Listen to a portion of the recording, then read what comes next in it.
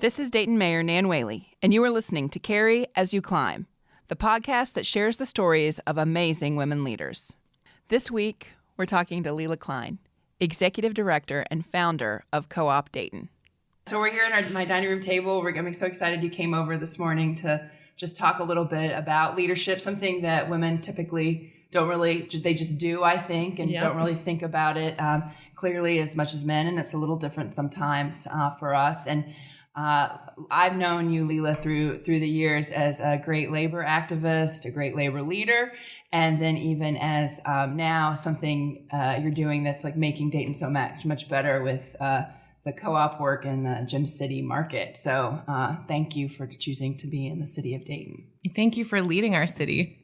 So tell me a little bit about your project right now, what you're doing with the JEM City Market and where the idea came from and how it's going. Yeah. So the JEM City Market is going to be a community and worker-owned grocery store. So we know that Northwest Dayton, where we are right now, and West Dayton, there is no full-service grocery store. So that means a lot of people are, buying groceries at the Dollar General or, getting on a 45-minute bus ride to get to their nearest supermarket. And so it impacts what your options are in terms of what you can buy. And that impacts the health of our community and morale and just kind of sense of neighborhood pride. So this idea really came out of the community. Erica, an organizer with the Miami Valley Organizing Collaborative, brought together probably like 25 stakeholders back in 2015 and said, look, we have to do something about this and let's start a conversation. So we met in conference rooms at Central State Dayton campus for, a year, just kind of thinking about it. But then we really got rolling. We actually had to, we did some business planning. I learned all about how to create a financial pro forma. I've been reading treatises about the future of meat departments. We're nerding out on grocery right now. So we're hoping to start construction very soon this year and open next year as a full service grocery store in Northwest Dayton. Which is what everybody's talking about. Super tons of support in the community about it. But you do this also work about this co-op idea, not only just with groceries, but across other sectors, right? Yeah. For me, I learned about co-ops through thinking about this grocery store, but then I really went down a co-op rabbit hole and nerded out on sort of the transformative potential for worker ownership in particular. So the idea that when we have businesses that are owned by their employees, that they tend to be more rooted in their community, they tend to spend more in their community. They tend to prioritize keeping good jobs over other factors. And so I think for a city like Dayton, where we've really seen kind of a loss of these transient large companies where people are making decisions in boardrooms 4 states away, we really need something else.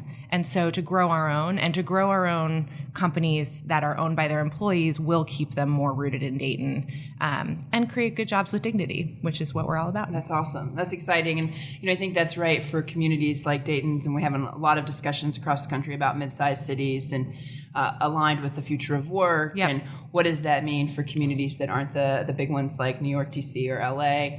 These kind of conversations about, local owned, employee owned, I think are really exciting in that time.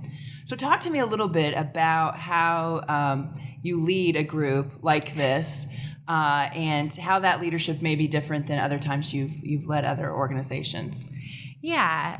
It's been a really fun learning experience to work in community and to work with folks who have vastly different life experiences from each other, from me. We have super diffuse leadership. So we have, right now I'm accountable to 2 different boards. Wow. Which is sometimes really not that much fun. And the boards have folks who are from a community level, folks who are, leaders in government. Erica Fields, the new HRC director. She's great. So it's really a broad group of folks. And I feel like sometimes my job is I'm a train conductor. I'm just making sure nobody runs into each other, the trains run on time. I tend to be the person who, if nobody else will volunteer for something, I'm the one who steps up. So sometimes that's what leadership looks like for me. And, just kind of keeping people focused on the goal, because every single other person on the project not every person, but basically every other person on the project is a part-time volunteer. Right.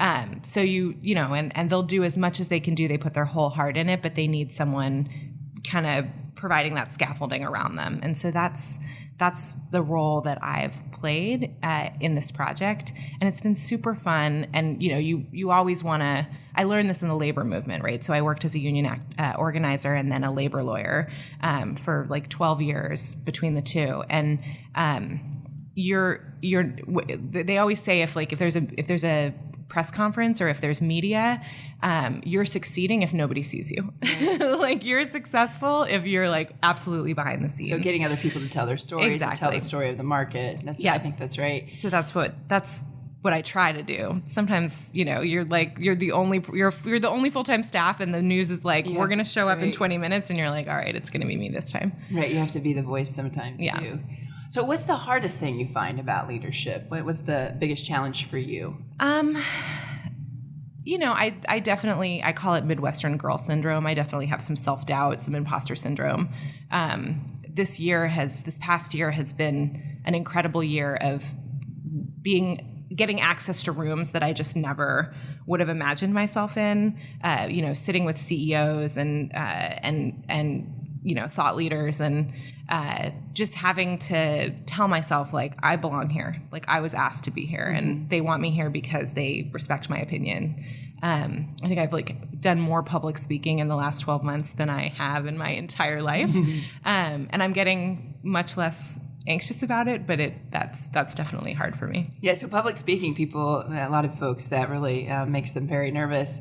Talk to me more, how did you come up with this? I like this Midwestern girl syndrome. I think most probably all of us in the Midwest that are girls, like, have this issue. What does that mean to you? That's I think a great term. I've been using this term since my 20s. I transferred and finished my college at Cornell, and so you know, heading east and being surrounded, I remember I had a classmate who told me he was like 5th generation Cornell. Oh. And I was like, I'm 2nd generation college. Like, and I just never feeling quite like I belonged. That imposter syndrome. I think I learned the word imposter syndrome later, but I think Midwestern girls, I tend to apologize more than I should, and I'm working on that. I had a professor in college who told me that I said the word like too much. And it, you know, like that's not a helpful piece of feedback, because that just made me like, oh my goodness, every time I just did it. And so I think for me, it's just been settling into like, I am who I am. I was raised where I was raised. I'm never going to be somebody who, speaks perfectly, and you know, but I have a voice and I have something to say, and what I have to say comes from where I'm from and my experience, and that's valuable. Absolutely, and it causes other people that are from this area too then to agree with your authenticity and realness, and then follow, right? So people aren't going to follow folks that they can't relate to. And in the post 2016 moment, like, you know, we need more voices from blue collar cities like Dayton, and I have found a little bit more openness to that authentic voice in the last 2 years from folks on the coast who feel a little bit like, wow, we really were out of touch. We really didn't get what was happening. So I think, you know,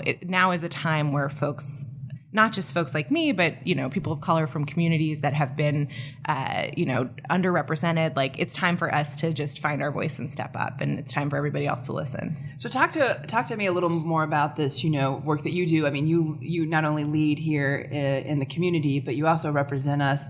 You know, we're very proud of you, from like the Echoing Green work that you've done as a fellow to being one of the 50 Facebook has chosen to really lean in with the work. And I think that has a lot to do with you, Lela. Talk to me a little bit about how they respond to this idea of heartland cities and the industrial Midwest at the coast. Yeah. So as I said, the past sort of 18 months, 12 months have been a kind of amazing time for me. So I'm part of these 2 fellowship groups, and they're both global. So there are people from around the world. The Echoing Green Fellowship, which is they support emerging social entrepreneurs. And so even to have them like use that title for me has been kind of amazing. So it seemed natural to everybody in Dayton. Well, thank like, you. Of course. That's very nice. Right. It's just true. I think there's 36 of us from 12 countries. We're in a cohort. There's a cohort every year, and we come together once a year. And it's amazing because everybody, usually there's that moment at the beginning of a workshop where everybody goes around and says who they are and what they're working on, what their project is. And the projects, most of them have real kind of national scope or even international scope. Many of these folks are, transforming how we do agriculture in rural Africa, or bringing power to Haiti. These are incredible. And those are two women who I'm talking about who are in my cohort. And then I say, I am trying to create worker-owned businesses in Dayton, Ohio. And it's a very micro project. The scope is small, but what I think is incredible is that they saw me and they saw this project and they said, we get it. We get that if you can create a model that rebuilds pathways to the middle class in a city like Dayton, then you can create a model that does that in Janesville or in South Bend or other Rust Belt cities. And so, and they're also really open to kind of letting you try and maybe succeed, maybe fail. I feel extremely supported. I'm also one of 100 fellows from around the world that's a Facebook fellow, which is also supporting emerging leadership. And similarly, the projects, there are people who are leading Facebook communities with 500,000 active members. Wow. And they asked me, how many people are in your Facebook group? And I said, well, we have about 2,500 likes on our JEM City Market page. And that's pretty much the extent of it. But again, I feel like they really saw, everybody talks about scale, are you going to scale up? How are you going to... But I talk about scale as going deep, not wide. We want to go deep in Dayton. And then if we can do that, then we can teach from the lessons we've learned. That's awesome. And we're so excited that you're a part of those two groups and validating, what I've always thought is being a terrific leader. Thank you. So what's the best thing that you like about leading?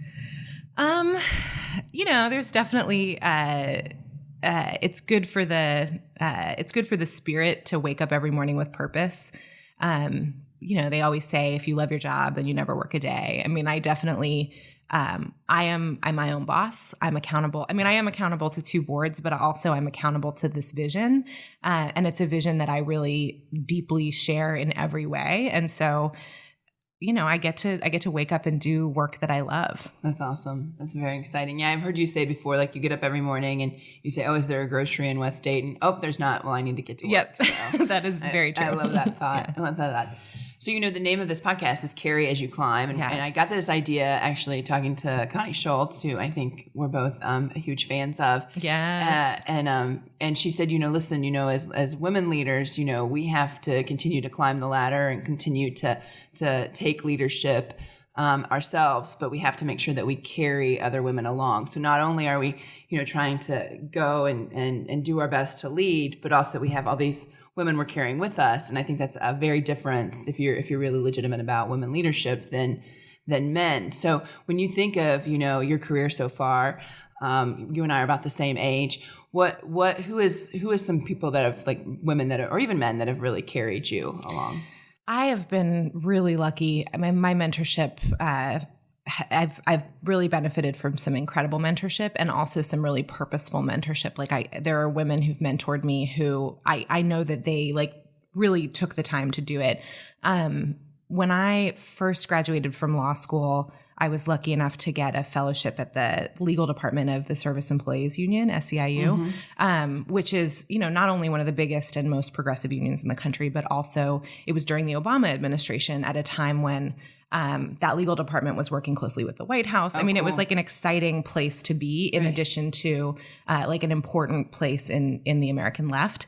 But I never once felt like it was a rat race type of a situation. It was a women-led it was a women-led legal department. Judy Scott, who was the general counsel at the time, was really purposeful about fostering a place where everyone would feel welcome and collegial. I was very much mentored by Dee Dee Fitzpatrick, who is an incredible lawyer and labor leader, and Nicole Berner, who's now the general counsel of SEIU. Cool. And those women lawyers. I also was a new mom at the time. I started that job with a 3-month-old. I literally one day in my first couple of weeks wore 2 different shoes to work because I was like so tired from being up all night nursing. And like those were women who would just look at me and be like, total new mom move. Like they just would smile. Just knew it because they'd been there. Exactly. Or we went to an Indian buffet and I went up for like thirds and they were like, you are nursing a baby. Like, that's so great. And even, beyond that, they also, kind of gave me opportunities professionally that I was like definitely not ready for and let me kind of like try and then were there to catch me when I inevitably needed a little help. So yeah, I really benefited from that. That's terrific. And then when you think of your leadership and who have you carried? I am really lucky right now to be surrounded by an incredible group of young women. You sure are. It's very exciting. We have I have not done this intentionally, but basically every core person on the project, with the exception of our amazing board president, Amaha, pretty much every core person on the project is a woman, and many of them young women. There's a woman who's really kind of stepping up into her own leadership who recently graduated Antioch College, Maya, our community engagement coordinator, and it's like amazing to watch her grow her confidence and grow her leadership. Etana Jacoby, who you know from the Hall Hunger Initiative. Yes, I know Etana and Maya. They're great. Yeah. Although Etana doesn't need to grow into her leadership. No. She was born with it. She owns it. Yeah. Sure. Yeah. And Rachel Mekaton, my ride or die at the Co-op Dayton, which is our nonprofit. She's incredible. And she's got this real quiet leadership, which is incredible. And yeah, lots of other, Kenya Baker, our engagement coordinator. She's mentoring me, I think, at this point. And yeah, just surrounded by cool women. So really, when you're trying to help other women along, is it about how they're different, and so trying to give them different advice and recognizing that, or do you treat pretty much everyone the same? How do you think about that? I don't think I necessarily give a lot of advice, but I think the thing you have to do is trust people and give them tasks that you might be, I tend to hold things really tightly. I can be a micromanager. So I just try to be conscious of letting go, letting people take the tasks and figure out the way that they're going to do it. The way that they do it is not necessarily going to be the way that I do it. And so I feel like I'm investing in them by investing my trust in them. And so far, nobody's let me down. So that's really cool. Okay, I have a couple of questions just to get some fast rounds. So first, who is your all-time favorite woman leader? Oh my gosh.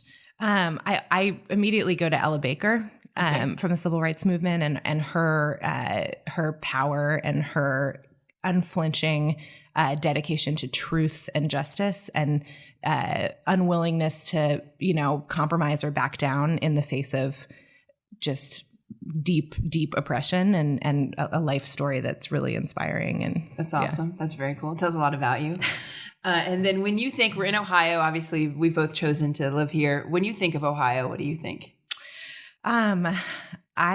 The first image in my mind is riding my bike down a street in Yellow Springs where I spent my teenage years on a end of summer, beginning of fall day with the leaves and that kind of warm wind right. that you get at that time of year, those little kind of whirlwinds of leaves. I don't know. I love being in Ohio in the fall and late summer. But yeah, I do too. I think the fall in Ohio is... It even smells good, right? Yeah, so, yeah. I know. Vermont can suck kiss it. No. Yeah, kiss it. Yeah, there you go. We've got leaves too. Great. Well, this has been really great, Lela. I really appreciate you agreeing to be on the Carry As You Climb podcast. And I want to just say, how grateful I am that you are choosing to lead in Dayton. It is just such a pleasure to be in partnership with you and see your vision become a reality. It's so exciting. It'll be a reality soon. All right. I can't wait. Have a great day. Thank you. Thanks for listening to this week's episode of Carry As You Climb. Make sure to follow us on Twitter at CarryClimbPod. Also, visit our website at carryasuclimbpod.com to sign up for our latest updates. Also, please subscribe and rate us on wherever you listen to your favorite podcasts.